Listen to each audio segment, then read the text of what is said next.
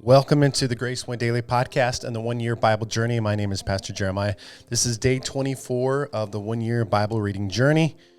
Catching up just a little bit, guys. You know, that's what I told you. It's like it's hard to stay up on this game. So anyway, thank you for all of you that have accepted the challenge, embracing that big commitment to read the entire Bible all the way through in 1 year.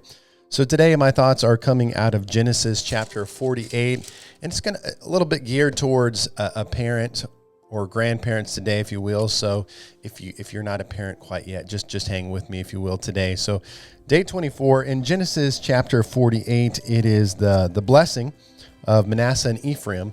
And so Joseph's dad Jacob's getting ready to pass away, and so he feels it's very important to get a blessing for his sons, and that is a big deal. And so he's like, hey, I got to go take my sons here to my father and make sure I get the father's blessing.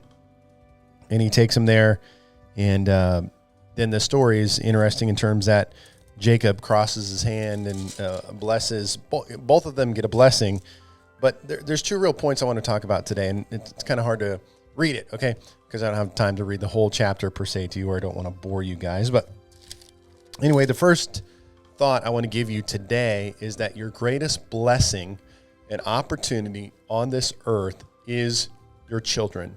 You know, Joseph was a great leader, became the second in command of an entire nation, very successful, okay, in terms of occupation and all those kind of things.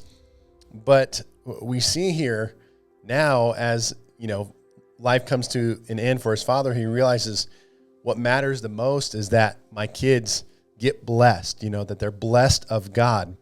And not in terms of maybe, just blessed in everything, really, in terms of occupation, job, family, kids, all those kind of things.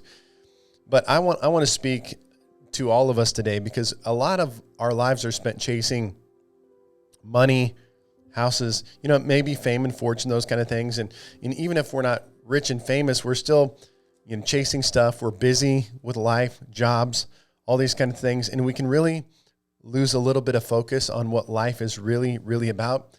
Life is about knowing God and following Jesus so that we can be with him for all of eternity, period. That's the real goal of this world. And I know I can get so busy that what becomes second, third, fourth, fifth place are my children. And they're actually my greatest blessing and my greatest opportunity to make a difference on this planet.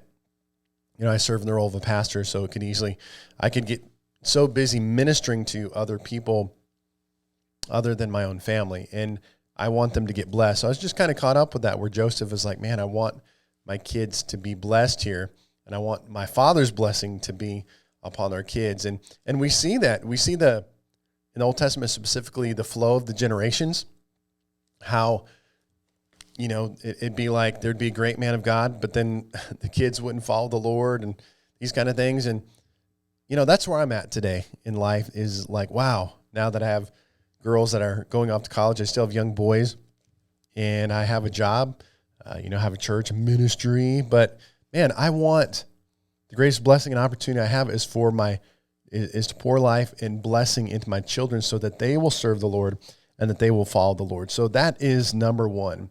And so if you need to, I think we all need to sit back and reevaluate that from time to time. Am I making sure that that is the priority and a priority?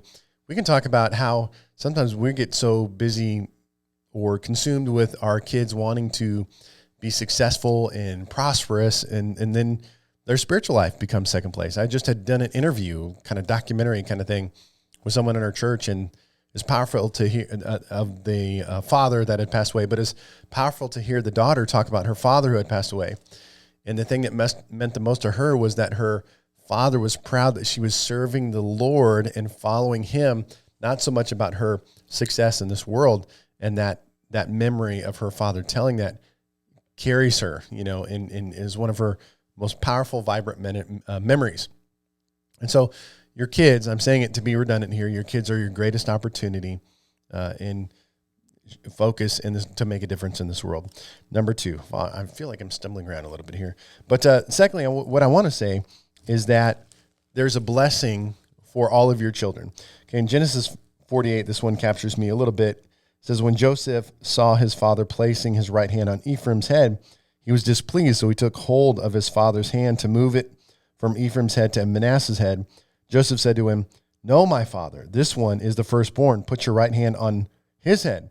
But his father refused and said, I know, my son, I know he too will become a great people, and he too will become great.